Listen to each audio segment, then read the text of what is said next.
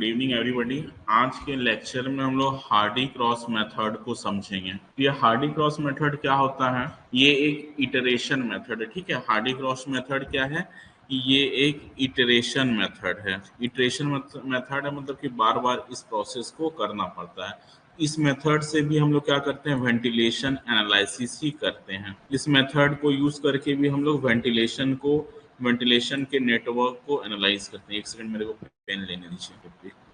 ठीक है, तो जैसे कि पिछले वीडियो में हम लोग समझ रहे थे कि किरचॉफ फर्स्ट लॉ क्या होता है, किरचॉफ सेकंड लॉ क्या होता है। हम लोग समझ रहे थे कि किरचॉफ फर्स्ट लॉ और किरचॉफ सेकंड लॉ को हम लोग समझ रहे थे। तो इस वीडियो में हम लोग उससे आगे देखते हैं कि कैसे हम लोग समझेंगे। तो लास्ट वीडियो में हम लोग देखे थे कि किरचॉफ फर्स्ट लॉ और किरचॉफ सेकंड लॉ को यूज करके हम लोग कैसे किसी वेंटिलेशन नेटवर्क को सॉल्व करते हैं, वेंटिलेशन नेटवर्क को सॉल्व करते हैं। इस वीडियो में हम लोग समझेंगे कि किरचॉफ्स वेंटिलेशन नेटवर्क को सॉल्व करते हैं। इस वीडियो में चलिए आगे समझते हैं। थोड़ा सा कुछ दिक्कत जा रहा है टेक्निकल, चलिए यहीं रहने देते हैं, थोड़ा सा उसमें कुछ दिक्कत जा रहा था। तो वेंटिलेशन नेटवर्क को सॉल्व करने के लिए हम लोग किरचॉफ फर्स्ट लॉ और किरचॉफ सेकंड लॉ को यूज किए थे। किरचॉफ फर्स्ट लॉ और किरचॉफ सेकंड लॉ को यूज किए थे। आज के लेक्चर में क्या है कि कॉम्प्लेक्स वेंटिलेशन नेटवर्क को सॉल्व करने के लिए हम लोग यूज करेंगे हार्डी क्रॉस मेथड। तो in this method suitable quantities for different branches are assumed giving due consideration to Kirchhoff first law.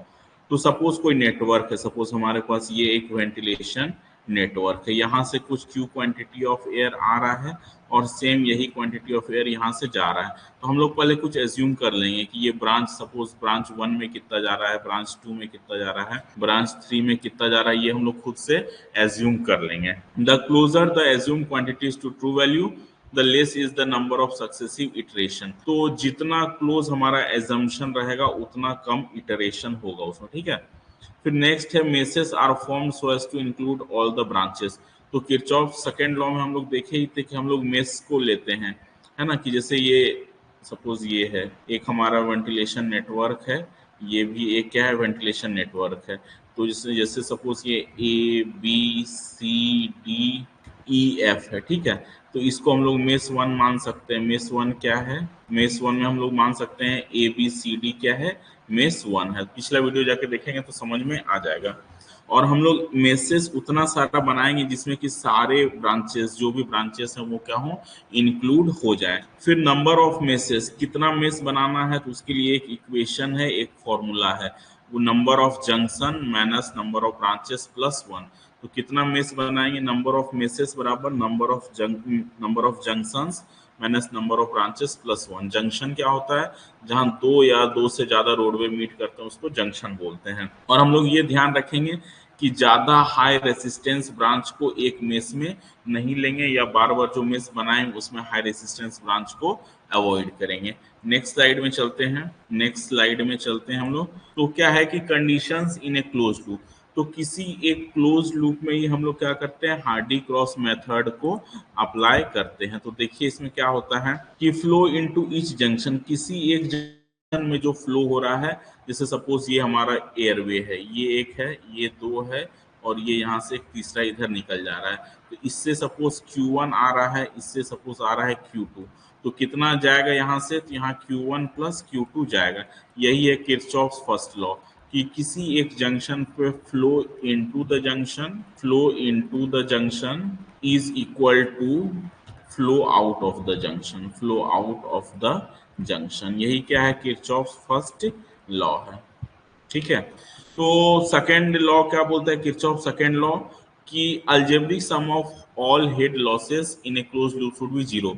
तो किसी एक क्लोज्ड लूप में या क्लोज्ड लूप में या क्लोज्ड मेस में क्या होगा कि जितने भी हेड लॉस हैं या प्रेशर या हेड दोनों क्या है, सेम चीज है। प्रेशर या हेड दोनों क्या है, सेम चीज है।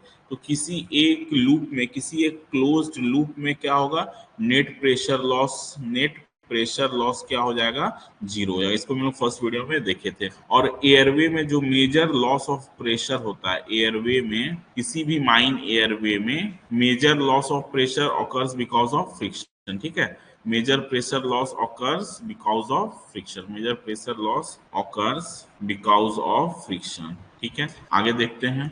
तो यहाँ देखिए Q इज इक्वल्स टू होता है एरिया इनटू वेलोसिटी। सपोज ये एक पाइप है, यहाँ से पाइप है या रोडवे कुछ भी मान सकते हैं, ठीक है। ये एक रोडवे है ना। यहाँ से Q क्वांटिटी ऑफ एयर जा रहा है, क्लियर है। तो वेलोसिटी कितना होगा, तो Q इज इक्वल्स टू क्या होता है एरिया इनटू वेलोसिटी। सपोज हमको निकालना है कि ये रोडवे है तो इसका एरिया हम निकाल सकते हैं और कितना वेलोसिटी यहाँ पर हम लोग मेजर कर लेंगे अनीमोमीटर को यूज करके, ठीक है। वहां से हमको quantity of air flowing through that airway या रोडवे हमको निकल जाएगा। तो Q इज इक्वल्स टू होता है एरिया इनटू वेलोसिटी। अब एरिया क्या होता है पाई डी स्क्वायर बाय 4, है ना। तो वही यहाँ हम लोग लिखे हैं Q is equals to pi D square by 4 into velocity. तो यहाँ से Q is equals to pi D square by 4 into velocity. यहाँ से हमको वेलोसिटी बराबर क्या हो जाएगा 4Q by pi D square, ठीक है। ये हमको आ गया। और pressure loss due to friction, इसका एक फॉर्मूला है FL_V square by 2GD, clear है। Pressure loss due to friction का एक फॉर्मूला है FL_V square by 2GD। F क्या है डार्सी विस्बैक रेसिस्टेंस कोफिशिएंट है, L है लेंथ ऑफ एयरवे है, V क्या है देखिए F क्या है डार्सी विस्बैक रेसिस्टेंस कोफिशिएंट, ठीक है। L इक्वल्स टू क्या है लेंथ ऑफ एयरवे है, लेंथ ऑफ एयरवे या रोडवे कुछ भी बोल सकते हैं, कोई दिक्कत नहीं है। अब V क्या है वेलोसिटी है, G क्या है gravity acceleration due to gravity है, एक्सेलरेशन ड्यू टू ग्रेविटी है। और D क्या है डायमीटर ऑफ रोडवे, D है डायमीटर ऑफ रोडवे। तो यहाँ से pressure loss due to friction का ये फॉर्मूला है, ठीक है। और यहाँ पर अगर हम लोग V का फिर से देखिए मिटाते हैं और आगे देखते हैं, तो यहाँ पर pressure loss equals to FL_V square by 2GD। यहाँ V का वैल्यू क्या है 4Q by pi D square, है ना। तो यहाँ पर V का वैल्यू अगर हम लोग डालें FL/2GD इंटू V क्या है 4Q by pi D square, है ना। तो V स्क्वायर है तो इसका स्क्वायर करेंगे तो FL/2GD, यहाँ D कैपिटल में उधर लिए तो यहाँ भी ले लेते हैं कैपिटल में, ठीक है, into 16Q square by pi square D to the power 4। यहाँ से 2 कट जाएगा 8 आ जाएगा। ये क्या आएगा 8FL_Q square by square G D to the power 4, ठीक है। तो ये इसी को हम लोग आगे लिखते हैं pressure loss due to friction बराबर RQ स्क्वायर, है ना। R क्या है रेसिस्टेंस ऑफ एयरवे, R क्या है resistance of airway, resistance of airway है, क्लियर है। तो resistance of airway equals to हम लोग लिख सकते हैं R is equals to 8FL by pi square G D to the power 4, यही होता है R का वैल्यू, ठीक है। तो pressure loss due to friction is equals to हम लोग लिख सकते हैं RQ square where R is resistance of airway, ठीक है। तो नॉर्मली ये हम लोग Q स्क्वायर लेते हैं, पर इसका वैल्यू जो होता है इसको अगर हम देखें तो Q to the power N होता है, ठीक है। N का वैल्यू अगर रोडवे बहुत स्मूथ है तो N का वैल्यू रहेगा 1.15 से 2, क्योंकि माइंस में रोडवे रफ होता है तो N का वैल्यू हम लोग क्या लेके चलते हैं 2 लेके चलते हैं। तो हम लोग यहाँ से याद रखें एक चीज कि pressure loss due to friction equals to क्या होगा RQ स्क्वायर, इस चीज को हम लोग याद रखेंगे। नेक्स्ट वीडियो में हम लोग नेक्स्ट स्लाइड में हम लोग आते हैं। तो किसी एक क्लोज लूप में यहाँ पे हम लोग क्या करेंगे ना हार्डिंग क्रॉस इटरेशन मेथड को डिराइव करेंगे। तो किसी क्लोज लूप में क्या होता है कि net pressure loss due to friction, मान लेते हैं ये मेरा एक लूप है, ठीक है। ये पॉइंट A है, यहाँ पर एक पॉइंट क्या है B है, ये पॉइंट यहाँ C है, यहाँ D है। तो यहाँ पर 4 एयरवे है, पहला एयर 4 रास्ता है, ठीक है, या 4 रोड है। एक है AB है, दूसरा है BC है, CD है और DA है। हम लोग बोल सकते हैं यहाँ पर 4 ब्रांचेस है ना, 4 ब्रांचेस है यहाँ पर, क्लियर है। AB BC CD और DA।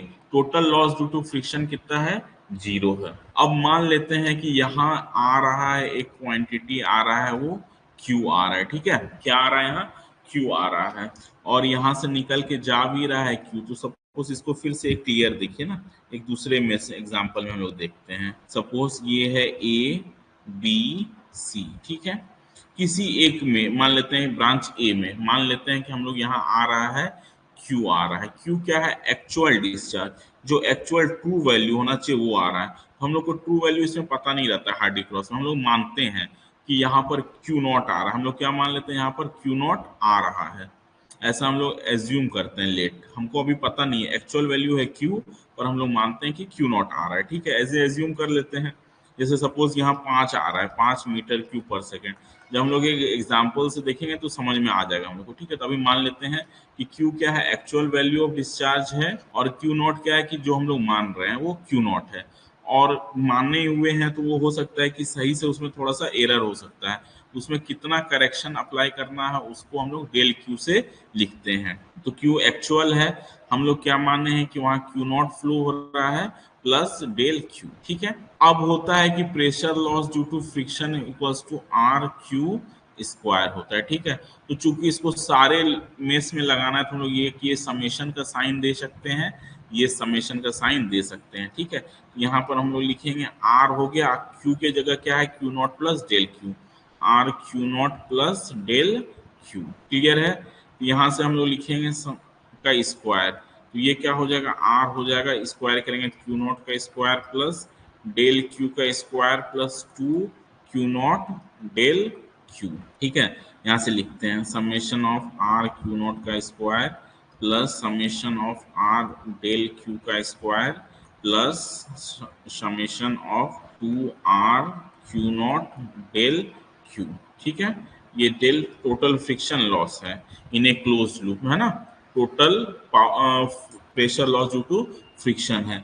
तो चूंकि डेल्टा क्यू का वैल्यू हम लोग मानते हैं कि डेल्टा क्यू बहुत छोटा होता है, बहुत स्मॉल होता है, तो बहुत स्मॉल का स्क्वायर क्या होगा, बहुत स्मॉल, जैसे सपोज 0.2 है, इसका स्क्वायर क्या हो जाएगा 0.04, तो ये काफी नेग्लिजिबल वैल्यू होता है, तो इसको हम लोग क्या कर सकते हैं इग्नोर कर सकते हैं। तो क्या लिखेंगे हम लोग इग्नोरिंग ये वाला पार्ट को, आर डेल्टा क्यू का स्क्वायर को इग्नोर करते हैं, ठीक है, as it is very small, as it is very small. तो हमारे पास क्या आ जाएगा कि net pressure loss due to friction is equals to आ जाएगा summation of R Q naught का square plus summation of 2r Q naught del Q, clear है। तो हमको पता है कि किसी क्लोज लूप में क्या होता है, total pressure loss due to friction होता है, इसका 0 के बराबर होता है, ठीक है। तो हम लोग यहाँ से लिखेंगे summation of R Q naught का square plus 2 summation of R Q naught del Q is equals to 0, ठीक है। यहाँ से अब इसको उस साइड ले जाएंगे, 2 summation of R Q naught del Q is equals to minus summation of R Q naught का स्क्वायर, ठीक है। यहाँ से हमको क्या निकालना है, डेल क्यू निकालना है, तो del Q is equals to आ जाएगा minus summation of R Q naught का स्क्वायर बाय 2, या 2 को अंदर ही रखिए ना, ये 2 को हम क्या करते हैं अंदर ही रखते हैं, बाहर भी रखें कोई दिक्कत नहीं है, अंदर रखना ज्यादा अच्छा है, ठीक है। तो ये हो जाएगा summation of 2r Q not हो जाएगा, यहाँ डेल क्यू तो हम ले लिए, इधर ले लिए, तो हमारा डेल क्यू यही करेक्शन है, करेक्शन का वैल्यू कितना आएगा del Q is equal to, इसको याद रखेंगे इस चीज को, ये वाला जो आया है इक्वेशन, इस चीज को हम लोग याद रखेंगे। तो कितना करेक्शन लगाएंगे हर ब्रांच में, del Q is equal to minus summation of R Q naught का square summation of 2r Q naught, ये करेक्शन हम लोग हर ब्रांच में लगाएंगे, ठीक है। इस चीज को यहाँ पर हम लोग याद रखेंगे। आगे हम लोग एक न्यूमेरिकल भी सॉल्व करेंगे, उसमें हम लोग को क्लियर हो जाएगा। तो चलिए पहले हम लोग उस न्यूमेरिकल की तरफ ही बढ़ते हैं। देखिए एक क्वेश्चन बोल रहा है ना कि a triangular network pipe is shown in figure, तो एक फिगर है उसमें एक क्या है कि ट्रायंगुलर नेटवर्क पाइप है, ये है, ठीक है, ट्रायंगुलर नेटवर्क है। The head loss in each pipe is, देखिए यहाँ से स्लाइड शो कर देते हैं तो ज्यादा बड़ा दिखेगा। देखिए यहाँ एक ट्रायंगुलेशन नेटवर्क पाइप है, ठीक है। तो इसमें क्या आ रहा है कि 3 ब्रांच है, 3 ब्रांचेस कौन कौन सा है, ब्रांचेस हैं ए बी है, बी सी है और ए सी है, ठीक है। तो यहाँ क्यू आ रहा है 100, हवा कितना आ रहा है 100 आ रहा है, तो यहाँ मीटर क्यूब पर सेकंड मान लेते हैं। और ये ब्रांच ए बी का रेसिस्टेंस है 1, ब्रांच बी सी का रेसिस्टेंस है 2, और ये ब्रांच ए सी जो है इसका रेसिस्टेंस ऑफ ब्रांच ए सी हमको निकालना है इस क्वेश्चन में, ठीक है। रेसिस्टेंस ऑफ ए सी क्या है हमको नहीं पता है, तीनों में क्या है क्वेश्चन दिया हुआ है कि रेसिस्टेंस दोनों का दिया हुआ और कितना कितना क्वांटिटी ऑफ एयर फ्लो हो रहा है वो भी दिया हुआ। तो फिर से इस फिगर को समझते हैं हम लोग, है ना। यहाँ से एक हुआ, यहाँ आ कितना रहा है 100 आ रहा है, ठीक है। इसमें भी 50 चला जा रहा है, इसमें भी क्या हो जा रहा है 50 चला जा रहा है, ठीक है। यहाँ से आ रहा है 70 बाहर आ रहा है, यहाँ से आ रहा है 30 बाहर आ रहा है। तो मान देखिए यहाँ पर, तो इस ब्रांच पे किरचॉफ फर्स्ट लॉ लगाइए। सपोज ये ए है, ये बी है, ये सी है, तो के आई एल लगाइए एट ब्रांच ए, ठीक है। इस जंक्शन पे क्या है 100 इनकमिंग है is equals to 50 plus 50 outgoing है, ये ओके है। ब्रांच बी पे लगाइए, यहाँ पर 50 इनकमिंग है और आउट गोइंग है 70। इसका अर्थ है कि यहाँ से 20 आ रहा होगा, तब 50 प्लस 20 बराबर 70। यहाँ भी Kirchhoff first law branch B में भी फुलफिल हो जा रहा है। फिर ब्रांच सी पे लगाइए तो कितना आ रहा है, यहाँ 50 आ रहा है और जा कितना रहा है, इधर 30 जा रहा है, इधर 20, तो 30 प्लस 20। तो किरचॉफ फर्स्ट लॉ हर ब्रांच पे क्या होना चाहिए, वैलिड होना चाहिए, ठीक है। अब इसमें हम लोग किरचॉफ सेकंड लॉ लगाते हैं, किरचॉफ सेकंड लॉ, ठीक है। तो हम लोग मानेंगे कि इस डायरेक्शन का हर चीज को हम लोग क्या करेंगे, पॉजिटिव मानेंगे, जो भी इस डायरेक्शन में फ्लो आ रहा है। तो applying Kirchhoff's second law in ABC ना, एबीसी क्या है, क्लोज्ड मेश है, क्लोज्ड मेश है, ठीक है। तो यहाँ लगाते हैं। अब हमको पता है कि प्रेशर इज इक्वल्स टू क्या होता है, आर क्यू स्क्वायर होता है, ठीक है। तो वही लगाएंगे। तो ए बी में क्या है, रेसिस्टेंस है 1, ए बी का रेसिस्टेंस है 1, तो 1 इंटू क्यू कितना है 50 का स्क्वायर। क्योंकि हम लोग इस डायरेक्शन को पॉजिटिव माने हैं, ये इसी डायरेक्शन में, ठीक है। बीसी में लगाएंगे, बीसी का आर कितना है 2 है, 2 इंटू क्यू स्क्वायर कितना है 20 का स्क्वायर है, ठीक है।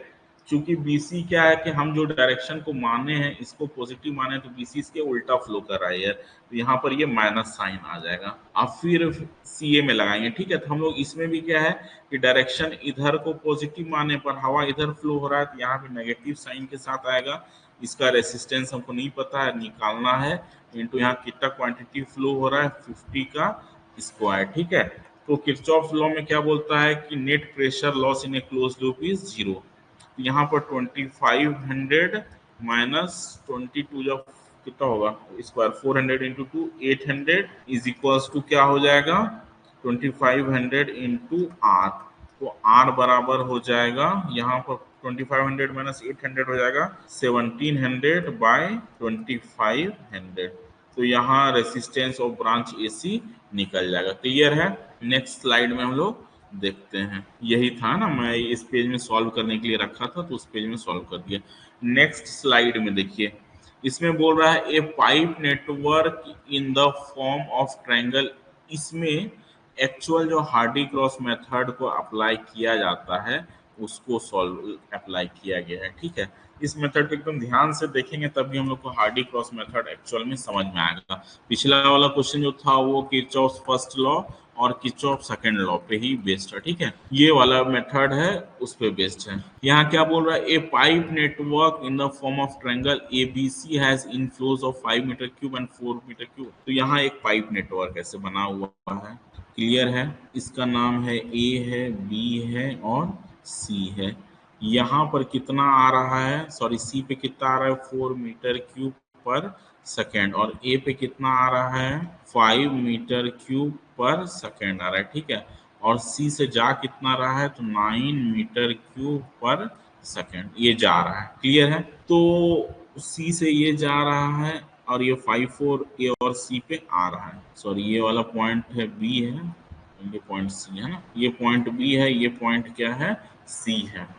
तो अब इसमें बोल रहा है कि हार्डी क्रॉस मेथड को लगाओ। तो सबसे पहले तो हम लोग किसी एक पॉइंट पे किरचॉफ फर्स्ट लॉ लगाएंगे कि ये जंक्शन ऐसे यहाँ 3 रोड में मिल रहा है, तो यहाँ पर 5 आ रहा है, तो हो सकता है कुछ इधर जा रहा हो कुछ इधर जा रहा हो। तो हम लोग मानते हैं कि इधर कितना जा रहा है 3 जा रहा है, ठीक है, 3 मीटर क्यूब पर सेकेंड। हम लोग यही जो पहला पॉइंट है हम लोग एज्यूम करते हैं, वही यहाँ से एज्यूम करेंगे, है ना। देखिए पहला पॉइंट था ना कि suitable quantities for different branches are assumed, कि हर ब्रांच के लिए हम लोग एज्यूम करेंगे किरचॉफ फर्स्ट लॉ को मान के लिए। तो पहला पॉइंट यही है कि यहाँ पर हम लोग माने कि मान लेते हैं कि ए बी में कितना फ्लो हो रहा है, ए बी में हो रहा है 3 मीटर क्यूब पर सेकेंड हो रहा है, ठीक है। तो चूंकि इसमें 3 हो रहा है तो किरचॉफ फर्स्ट लॉ लगाएंगे, यहाँ पर कितना होगा एसी में, क्यू एसी में कितना हो जाएगा फिर 2 मीटर क्यूब पर सेकेंड, ठीक है, 2 मीटर क्यूब पर सेकेंड। और यहाँ देखिए फिर बी पे 4 मीटर क्यूब पर सेकेंड, ये यहाँ पर आ रहा है, ठीक है। और यहाँ से कितना आ रहा है, देखिए यहाँ 4 आ रहा है, यहाँ 9 जा रहा है। तो इस पॉइंट पे अगर हम लोग लगाएं तो यहाँ से 4 मीटर क्यूब पर सेकेंड यहाँ से आ रहा है और इधर से 3 आ रहा है, इसमें कितना जा रहा है 7 मीटर क्यूब पर सेकेंड। तो अगर सी पॉइंट पे भी लगा के देखें तो 7 + 2 इनकमिंग है, 9 आउट गोइंग है। तो यहाँ भी किरचॉफ फर्स्ट लॉ फुलफिल हो रहा है। तो अभी हर ब्रांच पे क्या हुआ, किरचॉफ फर्स्ट लॉ फुलफिल होने लगा, ठीक है। तो अब हमको क्या लगाना है, हार्डी क्रॉस मेथड लगाना है। तो सबसे पहले चूंकि इसमें एक ही मेष है, ठीक है, इसमें क्या है एक ही मेष है, तो हम लोग इस डायरेक्शन को पॉजिटिव मान के लगा देंगे। तो उसके लिए हमको क्या करना पड़ता है, 3 टेबल बनाना पड़ता है। एक बार मैं अगले में भी इसको बनाता हूँ और इस वाले में हम लोग अच्छे से समझेंगे, ठीक है। यहाँ आ रहा था 4 आ रहा था, यहाँ आ रहा था 5 आ रहा था, ये ए था, ये बी था, ये सी था। यहाँ से कितना जा रहा था 9 मीटर क्यूब पर सेकेंड यहाँ से जा भी रहा था। तो हार्डी क्रॉस मेथड लगाने के लिए हमको 3 टेबल बनाना है। सबसे पहला क्या करना है, पहला में लिखना है ब्रांच, कि कौन सा ब्रांच है, फिर उस ब्रांच का रेसिस्टेंस कितना है, ठीक है, कैपिटल भी लिख सकते हैं स्मॉल भी लिख सकते हैं, कोई दिक्कत नहीं है। दूसरा क्या है, क्वांटिटी जो हम लोग एज्यूम किए थे, इसका फॉर्मूला क्या था, del Q is equals to minus summation of R, del Q is equals to minus summation, पर नीचे लिखते हैं मीठे आता है, del Q is equals to minus summation of R Q naught का square by summation of 2r Q naught, यही था। तो एक जगह आर लिखेंगे, एक जगह क्यू नॉट लिखेंगे और एक जगह लिखेंगे आर क्यू नॉट का स्क्वायर और यहाँ पर 2r क्यू नॉट, ठीक है। ये हमारा ब्रांच हो गया। तो सबसे पहले हमारे पास है ए बी है, बी सी है और ए सी है, 3 ब्रांच है, ठीक है, ए बी बी सी और ए सी 3 ब्रांच है। रेसिस्टेंस कितना कितना है, तो ए बी का है 10, बी सी का 50 और ए सी का 20। तो लिख देते हैं 10, 50 और 20 है, ठीक है। क्यू नॉट हम लोग कितना माने थे जी, कि यहाँ हम लोग माने थे 3 जा रहा है, यहाँ 2 जा रहा है। तो ए बी में हम लोग मान के चले थे 3 जा रहा है, बी सी में कितना जा रहा है, यहाँ से 3 है, यहाँ से 4, तो यहाँ 7 जा रहा था, 7 मीटर क्यूब पर सेकेंड है ना, बी सी में 7 और ए सी में कितना जा रहा है 2 जा रहा है, ठीक है। तो आर क्यू नॉट यहाँ से सॉल्व करेंगे तो आर क्या है 10 है और हम लोग इस डायरेक्शन को मानते हैं पॉजिटिव है, ठीक है। अपना अपना कन्वेंशन है, कोई किसी को भी मान सकता है, तो हम लोग इस क्वेश्चन में इस डायरेक्शन को पॉजिटिव मान सकते हैं। तो आर क्यू नॉट यानी कि 3 इंटू सॉरी आर क्या है यहाँ 10 इंटू क्यू नॉट कितना है, यहाँ पर ए बी में क्यू नॉट कितना है 3 है, तो 3 का स्क्वायर यानी कि यहाँ 90 हो गया, ये प्लस साइन के साथ आएगा। बीसी में भी इधर जा रहा था और यहाँ 2r क्यू नॉट लिखो तो 2 इंटू 10, 2 इंटू 10 इंटू 3, ये कितना हो जाएगा 20 इंटू 3, ये 60 हो जाएगा, ठीक है। इस कॉलम में सब कुछ पॉजिटिव ही रहता है ना, इसमें कुछ भी नेगेटिव नहीं लेते हैं। इस कॉलम में हम लोग पॉजिटिव या नेगेटिव दोनों लेते हैं। फिर देखिए बीसी में भी पॉजिटिव ही है तो 50 इंटू 7 का स्क्वायर है ना, तो कितना हो जाएगा 49 इंटू 50, तो 25 50 हो जाएगा। ये भी क्या रहेगा हमारा पॉजिटिव साइन के साथ ही रहेगा। अब इसमें देखिए हम लोग डायरेक्शन इधर पॉजिटिव माने हैं, अब ये फ्लो इधर कर रहा है तो क्या हो जाएगा, इसको हम लोग नेगेटिव लेंगे, तो यहाँ माइनस साइन के साथ लिखेंगे माइनस R20 इंटू 2 का स्क्वायर यानी कि 4 इंटू 20 माइनस 80 हो जाएगा, ठीक है। और यहाँ summation of R Q naught का स्क्वायर बराबर क्या हो जाएगा 2450 प्लस 90 माइनस 80, ये हो जाएगा 2460 हो जाएगा, ठीक है। यहाँ 60 था, यहाँ 752 इंटू 50 इंटू 7 तो कितना होगा, ये 700 हो जाएगा और ये 2 इंटू 20 इंटू 2 तो ये कितना होगा 40 दूनी 80 हो जाएगा, ठीक है। इसको जोड़ेंगे तो ये कितना होगा summation of 2r Q not बराबर क्या हो जाएगा 840, ठीक है। तो इस इक्वेशन में यहाँ हम लोग लगाएंगे तो कितना आएगा यहाँ वैल्यू ये वाला है minus R Q naught minus, यहाँ पर एक सेकंड पर नीचे लगाते हैं, ऊपर टच हो जाने से दिक्कत हो जाता है। तो यहाँ माइनस साइन तो रहेगा ही, ये 2460 बाय 840, ठीक है। तो कितना वैल्यू आ रहा है हम कैलकुलेट किए होंगे शायद। तो इसको अगर हम लोग कैलकुलेट करें तो मैं कैलकुलेटर निकाल कर कैलकुलेट करता हूँ। 2460 डिवाइडेड बाय 840, ये आ रहा है, सॉरी 840 है ना, 2460 डिवाइडेड बाय 840, ये आ रहा है माइनस टू पॉइंट, ये आ रहा है माइनस 2.9285 मीटर क्यूब पर सेकेंड, है ना। तो इसका अर्थ क्या था कि अब हर ब्रांच में करेक्शन हमको लगाना है। तो फिर क्या हो जाएगा इसमें, अगर हम लोग देखें तो यहाँ अभी क्या हो जाएगा, एक्चुअल क्यू कितना आएगा, यहाँ क्यू नॉट था 3, तो 3 इसमें करेक्शन लगाएंगे कितना, तो माइनस है माइनस 2.9285, तो 3 माइनस 2.9285, तो कितना आएगा करके देखते हैं। 3 माइनस 2.9285, ये आया 0.0715, ये आया 0.0715। इस वाले ब्रांच में कितना था क्यू नॉट 7, तो 7 माइनस 2.9285, ठीक है। तो कितना आ जाएगा 7 माइनस 2.9285 इज इक्वल्स टू, यहाँ आ जाएगा 4.0715। ये यहाँ मीटर क्यूब पर सेकेंड होगा, ये मीटर क्यूब पर सेकेंड होगा। और इस वाले में कितना था, तो यहाँ 2 था, तो इसका डायरेक्शन भी अलग था, ठीक है। यहाँ भी हम लोग माइनस के साथ लेंगे, 2 माइनस, तो माइनस 2.9285, तो ये कितना हो जाएगा 4.9285 मीटर क्यूब पर सेकेंड। तो ये हमारा फर्स्ट इटरेशन हुआ। उसी तरह हम लोग सेकेंड इटरेशन कर सकते हैं, क्या कर सकते हैं, सेकेंड इटरेशन कर सकते हैं।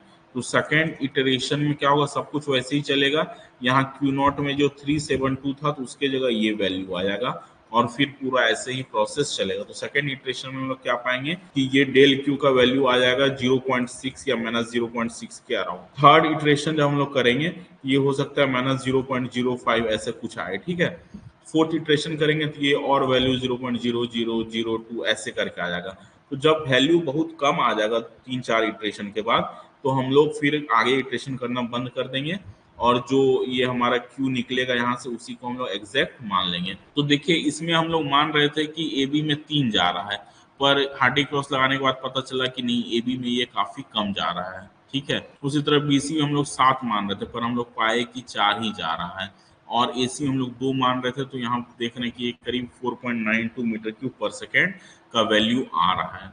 तो इससे हम लोग बस माने थे, तो हमारा माना क्या है और एग्जैक्ट से क्या है, थोड़ा एरर है। सेकेंड बार करेंगे तो और एक्यूरेट वैल्यू आएगा, थर्ड बार इटरेशन करेंगे तो और ज्यादा एक्यूरेट वैल्यू आएगा। यही है हार्डी क्रॉस इटरेशन मेथड, ठीक है। तो यहाँ से 2-3 रफ क्वेश्चन आ सकता है। सबसे पहला क्या है कि हार्डी क्रॉस एक इटरेशन मेथड है। हार्डी क्रॉस क्या है, एक इटरेशन मेथड है, मतलब हमको बार बार इसमें इटरेशन करना पड़ेगा, ठीक है। तो हार्डी क्रॉस मेथड क्या है, यहाँ देखिए, इसको अब हम लोग स्टेप वाइज यहाँ से समझेंगे, तब हमको समझ में भी आएगा। तो हम लोग वेंटिलेशन नेटवर्क को सॉल्व किया किस मेथड से, हार्डी क्रॉस मेथड से।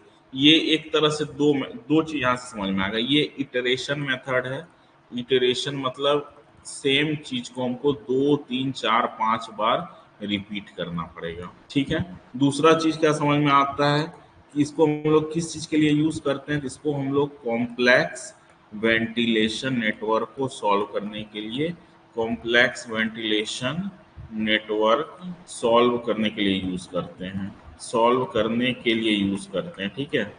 थर्ड पॉइंट आता है कि क्या ये एग्जैक्ट वैल्यू देता है, तो जी नहीं, ये एग्जैक्ट वैल्यू नहीं देता है। ये हमको approximate value of air, approximate value of quantity of air flowing into each airway, है ना, कि अप्रोक्सीमेट कितना वैल्यू फ्लो कर रहा है, वो वैल्यू ये देता है कि अप्रोक्सीमेटली कितना वैल्यू फ्लो कर रहा है, ठीक है। ये उस चीज को हमको बताता है ना। आगे हम लोग और समझते हैं इस चीज को कि ये अप्रोक्सीमेट वैल्यू जो फ्लो कर रहा है उस चीज को बताता है। फिर है कि the closer the assume quantities to true value the less is the number. मान लेते हैं कि हम लोग एजम्पशन है, तो एजम्पशन में हो सकता है कि हम लोग कुछ सही भी मान सकते हैं, कुछ गलत भी मान सकते हैं। सपोज हमारा सही वैल्यू होना चाहिए 2, तो हम लोग अगर 5 मानेंगे तो हमको ज्यादा इटरेशन करना पड़ेगा, और अगर हम लोग बाई चांस 2.5 मान लिए तो नंबर ऑफ इटरेशन इस केस में कम हो जाएगा। तो नंबर ऑफ कितना इटरेशन होगा वो डिपेंड करेगा कि हम लोग कितना क्लोज वैल्यू को मानते हैं, ठीक है। फिर है meshes are form so as to include all branches. तो जैसे एक हम लोग कॉम्प्लेक्स नेटवर्क को देखते हैं, एक हम लोग यहाँ रफ, सपोज यहाँ एक रफ बनाते हैं कि ये हमारा एक वेंटिलेशन नेटवर्क है, ठीक है। ये रेसिस्टेंस ऑफ एक एयरवे है, यहीं से एक क्या है दूसरा एयरवे कनेक्टेड है, इसका रेसिस्टेंस सपोज R1, इसका R2 है। यहाँ से एक क्या है तीसरा एयरवे कनेक्टेड है, इसका R3 है। फिर यहाँ से एक चौथा एयरवे कुछ है, ये R4 है, ठीक है। ये जाकर के यहाँ से कनेक्टेड हो गया है। फिर यहाँ से एक स्प्लिट निकल रहा है, इसका क्या है R5 है। इस यहाँ पर हम लोग एक क्या किए माइन फैन लगाए हुए हैं, सपोज यहाँ बूस्टर फैन लगाए हुए हैं। तो ये क्या हुआ एक कॉम्प्लेक्स नेटवर्क हो गया, ठीक है। ये फिर यहाँ से और कहीं चला जा रहा है, यहाँ इसका रेसिस्टेंस है R7 है, यहाँ से चला जा रहा है ये R8 है, फिर यहाँ से ये 2 स्प्लिट में चला जा रहा है, ठीक है। तो इस तरह से ये कॉम्प्लेक्स नेटवर्क है। तो इस नेटवर्क में हम लोग क्या करेंगे, पहले मेस 1 को ले लेंगे, फिर मेस 2 को ले लेंगे, उस तरह से समझ रहे हैं ना। ऐसे करके सारे मेसेस को हमको इतना मेस बनाना है कि सारे जो रोडवेज हैं वो उसमें इंक्लूड हो जाए, है ना। इस तरह से हमको कुछ मेस बनाना है कि सारे रोडवेज, एक मेस ये हो गया, दूसरा मेस हो गया, ये एक तीसरा क्लोज लूप हो गया। इस तरह से करके हम लोग बना सकते हैं। ये सपोज यहाँ से ऐसे कनेक्टेड है, तो कितना मेस लेना है उसका एक नंबर ऑफ मेस का एक एग्जाम कितना है, उसके लिए एक फॉर्मूला है B-J+1। बी क्या है, जितना उस रोडवे में ब्रांच है, जितना जंक्शन है। नंबर ऑफ बी क्या है, नंबर ऑफ ब्रांचेस है, नंबर ऑफ ब्रांचेस। जे क्या है, नंबर ऑफ जंक्शंस है ना। इस फॉर्मूला में हम लोग लगा करके कितना मेस हमको लेना है ये निकल जाएगा, ठीक है। ये यही फॉर्मूला है जो भी हम बताए। और हम लोग क्या केयर करेंगे कि जो मेस बनाएंगे तो उसमें हाई रेसिस्टेंस ब्रांच को इनिशियली नहीं लेंगे, या बार बार हाई, मान लो किसी रोडवे में हाई रेसिस्टेंस है उसको हम लोग अवॉइड कर सकते हैं, या एक ही बार लेंगे। अगर बार बार हम लोग हाई रेसिस्टेंस ब्रांच लेंगे तो जैसे हमारा नंबर ऑफ इटरेशन है कि कितना बार उसको सॉल्व करना पड़ रहा है, तो नंबर ऑफ इटरेशन बढ़ जाएगा अगर हाई रेसिस्टेंस ब्रांच को बार बार एक ही मेस में लेंगे। तो यही है, ठीक है। तो इन सब चीजों का हमको ध्यान रखना है हार्डी क्रॉस मेथड में। अगर हम लोग जीबी मिश्रा बुक देखेंगे, जीबी मिश्रा बुक, तो उसमें भी माइन वेंटिलेशन का जो दिया हुआ है लास्ट चैप्टर है, शायद वेंटिलेशन प्लानिंग है, तो उसमें हार्डी क्रॉस मेथड को समझाया गया है, ठीक है। तो अगर हमारा इक्वेशन क्या था, यही एक्स वही करेक्शन है जो हम नहीं निकाले थे, डेल्टा क्यू यही करेक्शन है। तो यहाँ पर उस डेल्टा क्यू को एक्स से बताया है, तो डेल्टा क्यू इज वॉज हम लिखे थे -R Q0 का स्क्वायर बाय 2R Q0, यही मैं लिखा था। तो यहाँ पर क्या है, चूंकि ये पॉजिटिव नेगेटिव दोनों हो सकता है, इसलिए ये एब्सोल्यूट वैल्यू के थोड़ा सा मॉडिफिकेशन है, ठीक है। लिखने का तरीका अलग है, बाकी चीज सेम है।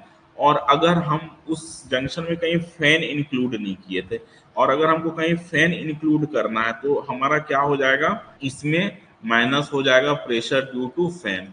फैन प्रेशर क्या होगा, माइनस होगा। अगर हम लोग फैन भी किसी ब्रांच में इंक्लूड है तो इतना सही चेंज होगा।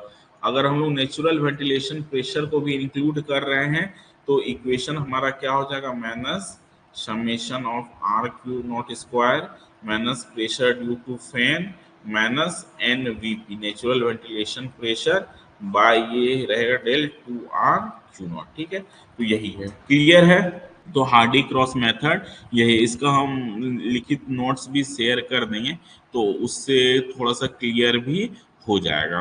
तो हमारे हिसाब से हार्डी क्रॉस मेथड क्लियर होना चाहिए। हम थोड़ा सा और कुछ कुछ चीज़ों को डिस्कस करना चाहेंगे इसी में, कि जैसे रेसिस्टेंस है, तो रेसिस्टेंस है ना, रेसिस्टेंस ऑफ एयरवे कैसे निकालते हैं, फिर से पिछले वीडियो में भी बताए थे, तो इस वीडियो में भी हम लोग एक बार थोड़ा सा समझ लेते हैं कि रेसिस्टेंस ऑफ एयरवे कैसे निकालते हैं।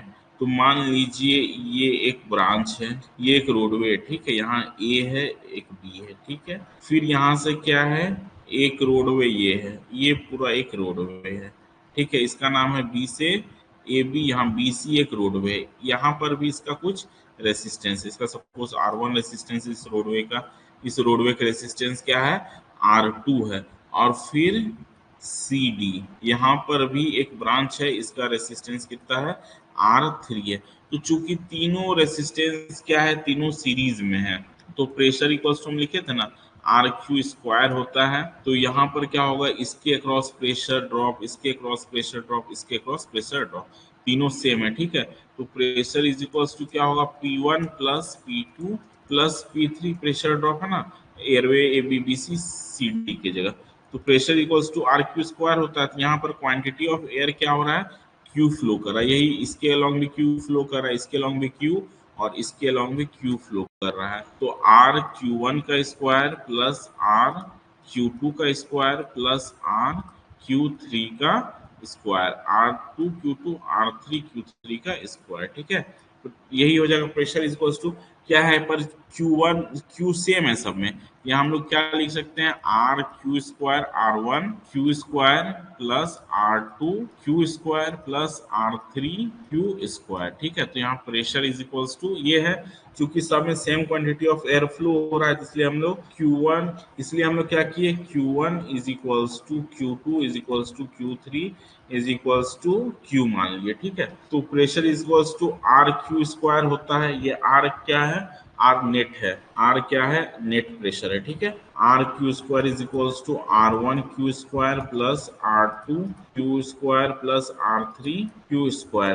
तो यहाँ से क्यू स्क्वायर कॉमन ले लें, तो R Q square is equals to, यहाँ से क्यू स्क्वायर कॉमन ले लीजिए, तो R1 plus R2 plus R3। तो यहाँ से क्यू स्क्वायर खत्म हो जाएगा, तो R बराबर R1 plus R2 plus R3। जब सीरीज में रहेगा, तो जब सीरीज में रहेगा, airways are in series, airways are in series, तो नेट रेसिस्टेंस R बराबर क्या हो जाएगा, R1 plus R2 plus R3 plus जितना भी है ना डॉट डॉट डॉट RN, 10 भी है तो 10 सब आपस में ऐड हो जाएंगे। ये क्या है, जब रेसिस्टेंस सीरीज में है। फिर हम लोग देखते हैं कि रेसिस्टेंस अगर क्या है, पैरेलल में है। हम लोग क्या देखते हैं, रेसिस्टेंस पैरेलल में है।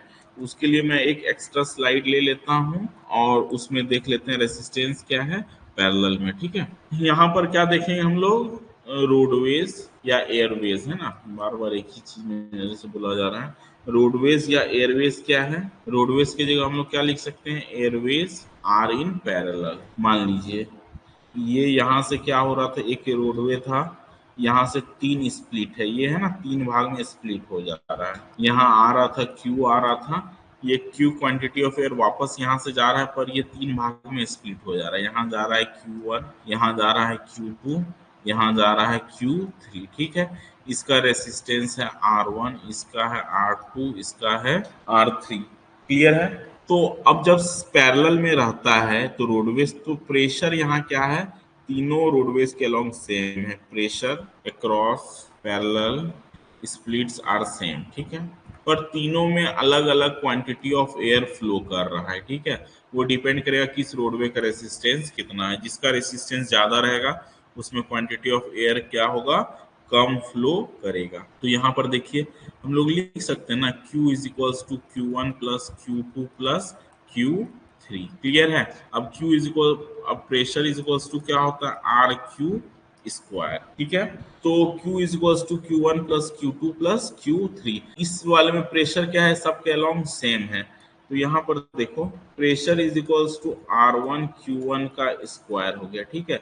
तो P बाय R1, तो Q1 का स्क्वायर इज इक्वल्स टू क्या हो जाएगा, P बाय R1। तो यहाँ से Q1 इज इक्वल्स टू क्या हो जाएगा, under root P by R1। तो हम लोग Q1 की जगह लिख सकते हैं under root P by R1, ठीक है।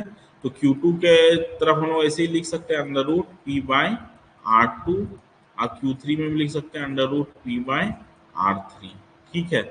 ये क्या है, हमारा Q है।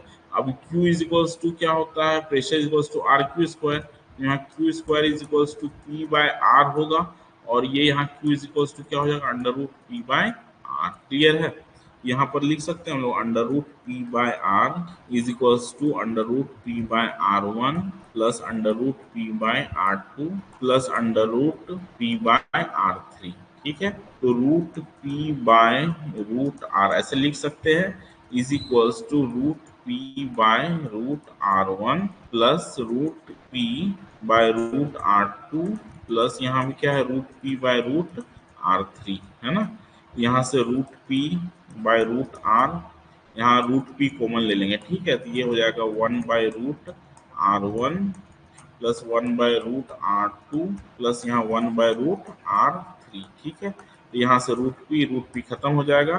तो जब रोडवेज सीरीज में रहेगा तो क्या आएगा value 1/r is equals to 1/√r1 plus 1/√r2 plus 1/√r3, है ना। जितना तक रहेगा डॉट डॉट डॉट ये n तक जाएगा। क्लियर है।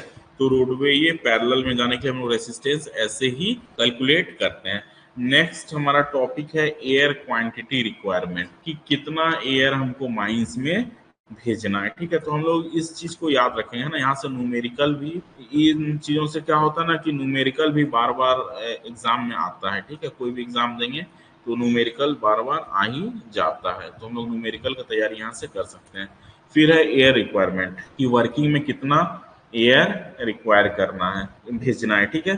तो सबसे पहला पॉइंट क्या है कि वर्किंग में कितना एयर भेजना है। तो हमारा एम क्या है, वर्कर को हम लोग सांस लेने लायक एयर भेजें। तो ऑक्सीजन, हमारे CMR क्या बोलता है कि ऑक्सीजन मिनिमम कितना होना चाहिए, 19% होना चाहिए। वैसा कहीं भी जगह जहां आदमी जा रहा हो, काम कर रहा हो, आ रहा हो, ठीक है। और एक आदमी को फ्रेश एयर सप्लाई कितना चाहिए, इतना चाहिए। ये 19% ऑक्सीजन को मेंटेन करने के लिए आदमी को एयर का सप्लाई पर मिनट 0.125 मीटर क्यूब पर मिनट चाहिए, ठीक है। तभी हम लोग 19% ऑक्सीजन मेंटेन कर पाएंगे। इससे कम अगर सप्लाई रहेगा तो हम लोग मेंटेन नहीं कर पाएंगे, ठीक है। और क्या बोलता है कि माइंस में हमारा रेगुलेशन ही बोलता है कि हमको CO2 को लेस देन 0.5% रखना है। तो उसके लिए कम से कम 0.5 मीटर क्यूब पर मिनट एयर भेजेंगे, तभी हम लोग क्या कर पाएंगे, CO2 को 0.5% से नीचे रख पाएंगे। तो एक यहाँ से ऑब्जेक्टिव क्वेश्चन बनता है कि माइंस में हम लोग ऑक्सीजन को भी 19% या उससे ऊपर रखें और CO2 को लेस देन 0.5% रखें। इसके लिए कम से कम कितना हमको एयर भेजना पड़ेगा, उसका वैल्यू आएगा 0.5 मीटर क्यूब पर मिनट, ठीक है। नॉर्मली जो सरफेस के ऊपर इंडस्ट्रीज रहते हैं उनमें हम लोग एयर इस रेट से सप्लाई करते हैं, 0.3 से 0.9 मीटर क्यूब पर मिनट, ठीक है। But in mines other than workers burning lens, पर क्या है माइंस में सिर्फ वर्कर ही काम नहीं कर रहे हैं कि हम 0.5 मीटर क्यूब पर मिनट भेज दें।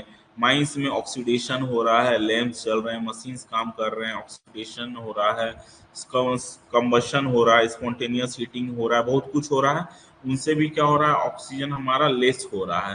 तो माइंस में हम लोग इससे कहीं गुना ज्यादा भेजते हैं। फिर माइंस में एयर, फ्रेश एयर भेजने का क्या दूसरा पर्पस रहता है, इम्प्यूरिटीज को हम लोग माइंस में जो वेरियस इम्प्यूरिटीज होते हैं, जैसे कि पॉइजनस गैसेस ऐड हो रहे हैं, उनमें CO है, CO2 है, ठीक है, मीथेन अलग से ऐड हो रहा है, NOx ऐड हो रहा है, SOx ऐड हो रहा है, इन सब को भी हमको डाइल्यूट करना, प्लस डस्ट है तो डस्ट के कंसंट्रेशन को भी कम करना है, ठीक है।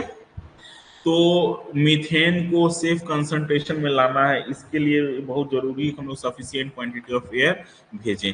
तो CH4 हमको पता है कि रिटर्न में मैक्सिमम हम लोग होना चाहिए, कितना होना चाहिए, 0.75 होना चाहिए, इससे ज्यादा नहीं होना चाहिए, ठीक है। और जहां कहीं भी हम लोग कोई इलेक्ट्रिकल मशीन चला रहे हैं, वहां पर हम लोग सबसे पहले मिथनोमीटर से देखेंगे कि CH4 का वैल्यू 0.5 से कम है कि नहीं। कहीं भी इलेक्ट्रिकल मशीन्स को चलाने के लिए CH4 का वैल्यू जनरल प्रैक्टिस में 0.5 से कम होना चाहिए, ठीक है। पर क्या होता है कि कहीं कहीं पर हम लोग क्या करते हैं कि कंप्रेस्ड एयर मशीन चला रहे हैं, यहाँ पर जैसे कि डिग्रेड 3 माइंस है, तो उसमें रिकमेंडेड रहता है कि आप लोग इलेक्ट्रिकल मशीन्स मत चलाइए, उन मशीन्स को कंप्रेस्ड एयर से चलाइए। तो वैसा जगह जहां पर सारे मशीन्स कंप्रेस्ड एयर से चल रहे हैं, तो वहां पर रिटर्न में CH4 का कंसंट्रेशन हम लोग 0.8 तक भी है तो चलेगा। तो यहाँ से हम लोग एक चीज समझ सकते हैं, यहाँ से एक ऑब्जेक्टिव क्वेश्चन यहाँ से बन रहा है कि यदि कंप्रेस्ड एयर हम लोग यूज कर रहे हैं किसी मशीन में या माइंस में, अंडरग्राउंड माइंस में जहाँ पर कंप्रेस्ड एयर से मशीन चल रहा है, वहां पर हम लोग मीथेन का कंसंट्रेशन रिटर्न में 0.8 तक अलाउ कर सकते हैं, ठीक है। और यदि हम लोग रिटर्न एयरवे में ही कुछ इलेक्ट्रिकल मशीन को यूज कर रहे हैं, तो वहां पर भी मीथेन का कंसंट्रेशन 0.5 होना चाहिए। इसका अर्थ क्या यहाँ से समझ में आता है कि कहीं भी हम लोग इलेक्ट्रिकल मशीन यूज करेंगे तो वहां पर मीथेन का कंसंट्रेशन कितना होना चाहिए, 0.5 से कम होना चाहिए। ठीक है, CH4 वहां पर क्या होना चाहिए, 0.5 से कम होना चाहिए। तो यहाँ से एक दो तीन ऑब्जेक्टिव क्वेश्चन बन जा रहा है। अब क्या है, the rate of air flow Q required to dilute the methane to the maximum allowable concentration C can be obtained from the gas balance equation per unit time। यहाँ गैस तो यहाँ दो तीन चीजें, एक होता है गैस बैलेंस इक्वेशन। ठीक है, इसका अर्थ क्या होता है कि गैस जो भी ऐड हो रहे हैं एयर में वो क्या होना चाहिए, एग्जॉस्ट में भी रिफ्लेक्ट होना चाहिए। तो इसको हम लोग देखिए समझते हैं ना कि ये क्या बोल रहा है, क्यू क्या है कि हम लोग मीथेन है सपोज, CH4 क्या हो रहा है, माइंस में एमिट हो रहा है, तो उसको डाइल्यूट करने के लिए हम लोग क्या कर रहे हैं, Q quantity of air mines के अंदर सेंड कर रहे हैं। ठीक है, उस माइंस में जो एयर सेंड कर रहे हैं उसमें भी हो सकता है कि मीथेन का कंसंट्रेशन ए है, मान लो 0.005% ही उसमें मीथेन है। तो ए क्या है कि जो हम लोग माइंस के अंदर एयर भेज रहे हैं उसमें उस गैस का कंसंट्रेशन क्या है। ठीक है, प्लस क्यू, क्यू क्या है कि कितना गैस एमिट हो रहा है पर यूनिट टाइम, वो मीथेन हो सकता है, वो कार्बन डाइऑक्साइड हो सकता है, वो कुछ भी हो सकता है, अलग अलग गैस के लिए हम लोग इसको निकाल सकते हैं। ठीक है, तो Q डॉट ए कितना मीथेन है प्लस कितना मीथेन वहां पर एमिट हो रहा है माइंस के अंदर is equals to Q plus Q। अभी यहाँ पर गैस कितना था, Q जा रहा था और इसमें और Q ऐड हो गया, तो टोटल गैस कितना हो गया, Q प्लस Q। अब इसका कंसंट्रेशन यहाँ पर क्या हो जाएगा, एक फिक्स कंसंट्रेशन हो जाएगा C। मेरा बात अगर आप फिर से क्लियरली एक एग्जांपल को थ्रू समझे तो समझिए, सपोज 10 मीटर क्यूब पर सेकेंड एयर हम लोग भेज रहे हैं मीथेन को डाइल्यूट करने के लिए। अब जो एयर भेज रहे हैं हो सकता है इसमें मीथेन का परसेंटेज हो 0.005%, तो यही ए हो गया। अब मीथेन का एमिशन रेट हो सकता है वहां पर हो जाए 5 मीटर क्यूब पर सेकेंड। ठीक है, ये मीथेन का एमिशन रेट है। तो फाइनली इस इक्वेशन को हम लोग कैसे अप्लाई करेंगे, तो अब फिर Q प्लस Q हो जाएगा, तो जो बाद में जो गैस निकलेगा वो कितना निकलेगा, तो 10 प्लस 5 15 निकलेगा, और हो सकता है उसमें कंसंट्रेशन है 2 मीटर क्यूब पर सेकेंड का। तो ये फाइनल कंसंट्रेशन है। समझ में आ रहा है, कैसे रफ एग्जांपल है। तो हम लोग कैसे अप्लाई करेंगे, तो 10 इंटू ए क्या है 0.0005% प्लस Q क्या है 5 मीटर क्यूब पर second is equals to Q plus Q, तो 10 प्लस 15 इंटू यहाँ पर कंसंट्रेशन कितना है, तो मान लेते हैं कंसंट्रेशन है 1% है या 0.5% है, तो यहाँ 15 इंटू 0.5%। तो ये क्या होगा, गैस के कंटिन्यूटी इक्वेशन या गैस बैलेंस इक्वेशन से दोनों सेम होता है। तो यहाँ पर हो सकता है हमको C ना पता हो, C पता ना हो, या फिर ये Q ना पता हो, या ये कोई एक वेरिएबल नहीं पता होगा, उसको हम लोग इस इक्वेशन को यूज करके सॉल्व कर सकते हैं। ठीक है, यही चीज यहाँ पर बोल रहा है। इस पे हम लोग एक न्यूमेरिकल भी अच्छा सा नेक्स्ट क्लास में देखेंगे। तो कितना क्वांटिटी ऑफ एयर भेजना है उसके लिए यहाँ से इसी को हम लोग सॉल्व करते हैं, तो ये इक्वेशन सॉल्व होकर के आता है। तो किसी भी नई माइंस के लिए कितना रेट ऑफ मीथेन एमिशन होगा फेस में, ये प्रेडिक्ट करना थोड़ा सा कठिन होता है। तो उसको जैसे हम लोग क्या कर रहे हैं, हम लोग वेंटिलेशन प्लानिंग कर रहे हैं, हम लोग प्लानिंग कर रहे हैं कि उस माइंस में कितना ऑक्सीजन भेजेंगे। तो किसी माइंस से कितना मीथेन निकलेगा, तो हम लोग आसपास के माइंस में उसी डेप्थ पे देखेंगे। सपोज माइन ए है, माइन बी है, तो माइन बी पहले से चल रहा है, तो यहाँ का हमको डाटा पता है, तो उसी डाटा को हम लोग माइन ए में भी यूज कर सकते हैं अप्रोक्सीमेटली वेंटिलेशन प्लानिंग करने के लिए। ठीक है, we can study methane emission rate at existing mines, यही चीज है। If mine is to be plan for methane emission, मान लीजिए हमको माइंस यहाँ तक, ये जो बी है ये 600 मीटर तक ही चल रहा है। अब हमको माइंस ए को 800 मीटर पे सपोज चलाना है। नॉर्मली इतना अंडरग्राउंड माइंस इतना डेप्थ पे ले नहीं जाते हैं, पर ऐसे एक एग्जांपल क्वेश्चन है। तो वहां पर क्या करेंगे, हर 100 मीटर के साथ हम लोग मान लेंगे कि मीथेन एमिशन रेट क्या हो रहा है, 10% बढ़ जाता है। तो यहाँ पर हम लोग मीथेन एमिशन रेट को एक्स्ट्रा 20% मान के वेंटिलेशन प्लानिंग करेंगे। ठीक है, अगर हम लोग एक्सप्लोजिव को यूज कर रहे हैं ब्लास्टिंग करने के लिए या रॉक्स को तोड़ने के लिए, तो हम लोग ध्यान रखेंगे कि जो कार्बन मोनोऑक्साइड है वो 5 मिनट के अंदर, जैसे हम लोग एक्सप्लोजन करते हैं फिर हम लोग क्या करते हैं वहां पर एयर भेजना स्टार्ट कर देते हैं, तो 5 मिनट के अंदर क्या होना चाहिए, कार्बन मोनोऑक्साइड का परसेंटेज या ppm 50 ppm तक आ जाना चाहिए, और नाइट्रस फ्यूम 5 ppm तक आ जाना चाहिए। तो ये भी DGMS बोलता है, इस चीज को फिर से समझिए। मान लीजिए किसी अंडरग्राउंड माइंस में या कोई ड्रिफ्ट टनल बनाने के लिए हम लोग क्या कर रहे हैं, एक्सप्लोजिव यूज कर रहे हैं। हम लोग क्या कर रहे हैं, एक्सप्लोजिव यूज कर रहे हैं। तो डीजीएमएस क्या बोलता है कि जैसे आप एक्सप्लोजन किए, ब्लास्टिंग किए, उसके बाद आप क्या कीजिए, वहां उस फेस पे एयर को सर्कुलेट कीजिए, एयर सर्कुलेट कीजिए, इतना क्वांटिटी सर्कुलेट कीजिए कि 5 मिनट के अंदर कार्बन मोनोऑक्साइड का परसेंटेज वहां पर 50 ppm हो जाए और नाइट्रस फ्यूम का परसेंटेज 5 ppm हो जाए। तो ये क्या बोलता है, डीजीएमएस बोलता है। इसके आगे का पोर्शन हम लोग नेक्स्ट वीडियो में या नेक्स्ट क्लास में देखेंगे, ठीक है। तो यहाँ तक हम लोग यहीं तक रखते हैं। तो हम लोग आज क्या क्या समझ लिए, हम लोग हार्डी क्रॉस मेथड समझे। हार्डी क्रॉस मेथड इसका यूज क्या के लिए करते हैं, तो हम लोग कॉम्प्लेक्स वेंटिलेशन नेटवर्क को सॉल्व करने के लिए, सॉल्व करने से मेरा मतलब है कि किस ब्रांच में, in which branch how much quantity of air is flowing, ठीक है, how much quantity of air is flowing, इसको निकालने के लिए हम लोग क्या करते हैं, यूज करते हैं हार्डी क्रॉस मेथड। अब है कि नॉर्मल प्रोसेस से नहीं कर सकते क्या, नॉर्मल प्रोसेस से नहीं कर सकते क्योंकि हमारा वेंटिलेशन नेटवर्क काफी कॉम्प्लेक्स है। ये हार्डी क्रॉस मेथड क्या है, एक अप्रोक्सीमेशन मेथड है और इसमें हम लोग बार बार इटरेशन करते हैं प्रॉब्लम को सॉल्व करने के लिए, बार बार क्या करते हैं, इटरेशन करते हैं। तब तक इटरेशन करते हैं जब तक कि हमारा अप्रोक्सीमेट वैल्यू ना आ जाए और वो जो क्यू था, जो करेक्शन था, वो काफी कम, ऐसे 0.002 ऐसे कुछ इतना कम रेंज में ना आ जाए। 1-2 डिसिमल तक आया था तो फिर हम लोग छोड़ देते हैं, उसी वैल्यू को हम लोग क्या करते हैं, सही वैल्यू मान लेते हैं, ठीक है। और Kirchhoff first law, Kirchhoff second law, ये सब क्या होता है, हार्डी क्रॉस इटरेशन में यूज होता है। और हम लोग थोड़ा सा रेसिस्टेंस को भी कैसे कैलकुलेट किए थे ये भी देखे। और हम लोग एयर रिक्वायरमेंट, जैसे वेंटिलेशन प्लानिंग करते हैं तो एयर रिक्वायरमेंट, तो एयर रिक्वायरमेंट अलग अलग चीज़ों के लिए होता है। किस किस चीज़ों के लिए होता है, तो सबसे पहला है कि वर्कर को सांस लेने लायक हवा भेजे। दूसरा क्या है कि माइंस में जो अलग अलग गैसेस, जो इम्प्योरिटीज ऐड होते हैं, उनको डाइल्यूट करें, ठीक है। और फिर नेक्स्ट वीडियो में हम लोग या नेक्स्ट डे ये हीट एंड ह्यूमिडिटी को कैसे डाइल्यूट करते हैं, कितना एयर भेजते हैं, उसको समझेंगे। इस वीडियो हम लोग यहाँ तक ही रखते हैं। Thank you.